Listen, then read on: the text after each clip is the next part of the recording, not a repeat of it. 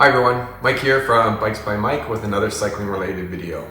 I'm back upstairs to do a product review on the new and improved DT Swiss 350 hub. This is the wider 197mm fat bike axle I have here. The 350s have been the hallmark of a reliable, reasonably priced, high performance hub for over a quarter century now. And last year the company came out with their latest upgrade. Let's look at the improvements they've made and see why I think this is the best value hub on the market today. Okay, let's get to it. Here I have the older version of the fat bike specific 350 hub with a 12 by 177mm axle width. And this one is the new 2021 fat bike specific 350 hub in a 12 by 197 width. The 350 hubs lie at the bottom of the DT Swiss offerings with the mid-priced 250s in the middle and the supremely priced 180s at the very top. DT Swiss upgraded their 240 hubs back in 2020, and with their latest redesign of the 350s, the company is already sharing some of the improvements in their more expensive model hubs. A classic case of triple down technology. But before we get to the upgrades, let me talk about why the 350s have withstood the test of time. First, all hubs really are quite simple bit of technology. For that reason, my number one advice to anyone looking to buy a hub is this. Do your research, especially before you drop hundreds of dollars more on a premium performance hub. Figure out what advantages, if any, the more expensive hub has over its cheaper siblings. What you will likely find, more so than most other bike components, is that you will be paying a huge price premium for some marginal gains, or in some cases, undetectable gains. I've built my last 4 wheel sets with 350 hubs. Yeah, I'm biased, but I'm not paid to be biased. I just love these hubs.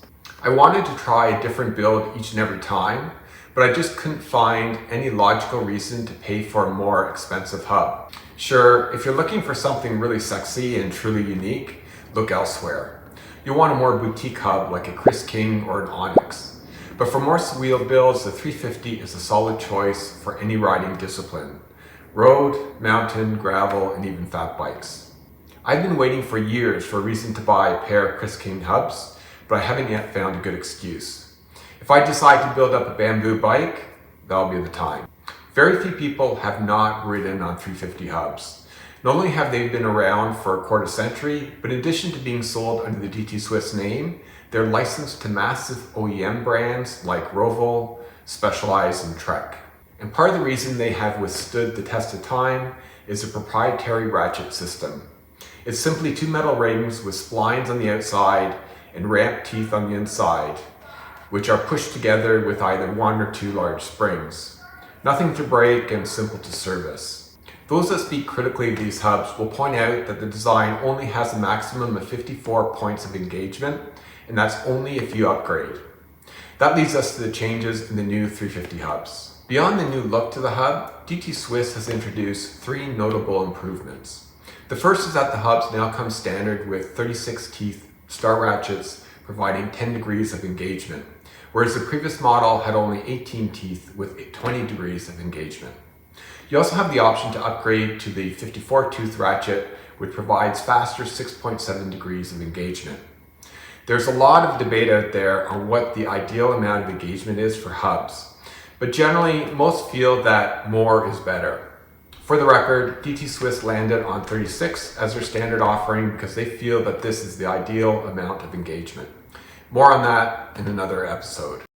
But I will say, and I think a lot of other riders will support me on this, is that the previous standard 18-tooth star ratchet just didn't have quick enough engagement.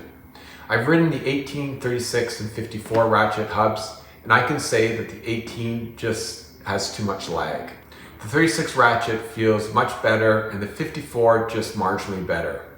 I do think offering the 350 and a 36 star ratchet makes sense and will satisfy all but the pickiest of riders.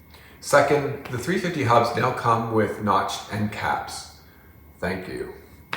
A minor update, but that little notch does make it easier to remove the end caps, which previously was a bit of a pain.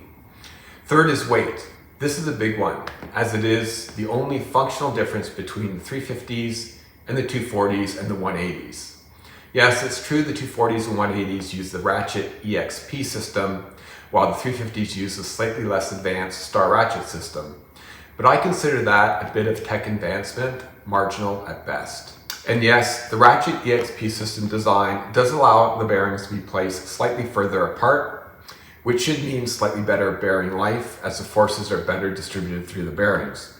But since most riders are riding worn out bearings anyways, I rate this tech advancement as also marginal at best. I digress. Back to the weight. DT Swiss has managed to shave about 14 grams off the previous version of the 350s, bringing it closer to the 240s. They did this by reducing the amount of aluminum used in the hub body. On the 6-bolt version, you see that the brake rotor tabs are more cut out, and the non-drive side hub flange now has cutout sections, which saves weight. When you compare the 350s to higher end hubs, you see why they're such a popular choice among riders and wheel builders alike.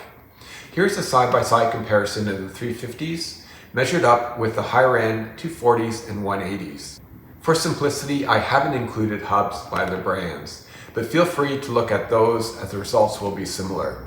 The 350s perform exceptionally well measured on a value for money basis. Now the weight difference shown here are specifically for the 12x148 Boost SRAM XD hub with straight pull spokes. The weight difference will be less when comparing front hubs, which are always smaller and lighter, but can be more significant for rear hub configurations.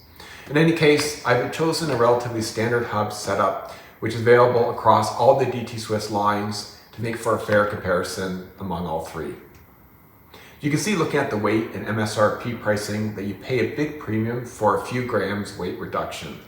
Upgrading from the 350s to the 240s will save you 16 grams but cost you an additional $289. While upgrading from the 350s to the 180s will save you 30 grams but cost you an additional $718. Oh yeah, and don't forget, that's just for one of your hubs. Unless money is no object, it really is hard to see the value proposition in super high-end hubs. Here's another example. I rebuilt my fat bike wheels, keeping my DT Swiss 350s, but replacing cheap alloy rims with feathery light bicycle carbon rims. I saved about 800 grams of weight over both wheels for rims that cost me less than $700 in total. By comparison, I could have spent about the same amount upgrading just one of my DT Swiss 350 hubs with a 180 and save about 30 grams. Where should I put my money? Oh yeah, before you answer, remember that weight saved on the outermost portion of a rotating object is felt more than the same amount of weight on the inner portion. So, now it's time to sum up my review. I've always liked the DT Swiss 350 hubs, and now I like them that much more. And until something better comes along from DT Swiss or another brand, it is going to continue to be my go-to hub for road, mountain, gravel, and fat bike wheel builds. I know, that sounds really boring, but hey, I gotta stick to a good thing. I hope some of this has been helpful. If you have any questions or comments, please pass them along. That's all I got for today, folks. If you like this video, please give me a thumbs up and share it with your friends. And if you're not a subscriber to the channel, please subscribe, as it allows me to produce more content for all of you. See you next time. Happy rolling.